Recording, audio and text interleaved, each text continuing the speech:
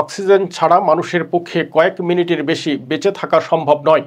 পৃথিবীটা মানুষের বাসযোগ্য হবার পেছনে অনেক অন্যতম কারণ এই অক্সিজেন। বর্তমানে পৃথিবীর বায়ুমণ্ডলের 21% জুড়েই রয়েছে এই জীবনদায়ী গ্যাস। কিন্তু বিজ্ঞানীদের আশঙ্কা চিরকাল এমনটা থাকবে না। বন্য নিধন, পরিবেশ দূষণ এবং অবকাঠামোগত অব্যবস্থাপনার কারণে পৃথিবীর অক্সিজেন কমতে শুরু করেছে। এমন দিন আসবে যখন অক্সিজেনের পরিমাণ অনেক কমে যাবে। তখন পৃথিবীতে রাজত্ব করবে মিথেন এবং কার্বন ডাই অক্সাইড গ্যাস। অক্সিজেনের পরিমাণ কমে যাওয়ার অনুমান নিয়ে গবেষণাটি নেচার জিওসায়েন্সে প্রকাশিত হয়েছে। সেই সঙ্গে এও বলা হয়েছে, পরিবেশের পরিবর্তনে পৃথিবী থেকে হারিয়ে যাবে অক্সিজেন। যখন হবে তখন দ্রুতই গোটা পরিস্থিতি বদলে যাবে। রাতারাতি যেন পিছন দিকে হাঁটবে পৃথিবী। বেড়ে যাবে কার্বন ডাই অক্সাইড, মিথেন ও জলীয় বাষ্পের। গবেষকরা এ বিষয়ে জানাতে গিয়ে পৃথিবীর আবহাওয়া মণ্ডলের বিস্তারিত মডেলও প্রকাশ করেছেন। কিন্তু অক্সিজেনকে হারিয়ে মিথেনের আধিপত্য বিস্তারের সেই ভয়ঙ্কর দিন আসতে এখনো কতদিন?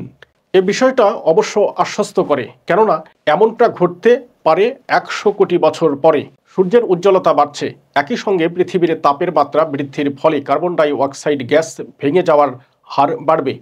কম কার্বন ডাই অক্সাইড মানে উদ্ভিদের মতো সলক সংশ্লেষণকারী জীবের কার্যকারিতা বন্ধ হয়ে যাবে, যার ফলে অক্সিজেন কম হবে। বিজ্ঞানীরা এক ভবিষ্যৎবাণীতে জানান, সূর্য থেকে আসা বিকিরণ প্রায় 200 কোটি বছরের মধ্যে আমাদের গ্রহের সমুদ্রের পানি শুকিয়ে ফেলবে। কিন্তু তার অনেক আগেই দেখা যাবে অক্সিজেনের সংকট। পৃথিবীতে প্রাণ ধারণের জন্য অক্সিজেনের উপস্থিতি ভীষণভাবে প্রয়োজন। কিন্তু বিজ্ঞানীরা জানিয়েছেন, পৃথিবীর মোট অক্সিজেনের পরিমাণ কমছে।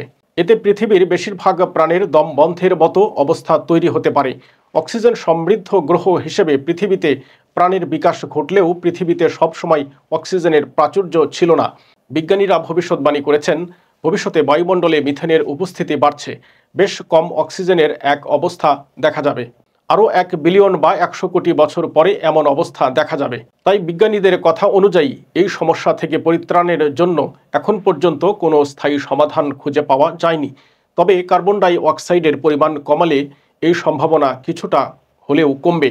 বন নিধন বন্ধ করা, গাছ লাগানো, পরিবেশ দূষণ বন্ধ করা এবং যথাযথ পরিকল্পনার মাধ্যমে অবকাঠামো তৈরি করলে ভবিষ্যৎ প্রজন্মকে হয়তো এই ভয়াবহ সমস্যার হাত থেকে বাঁচানো সম্ভব হবে বলে মনে করছেন বিজ্ঞানীরা।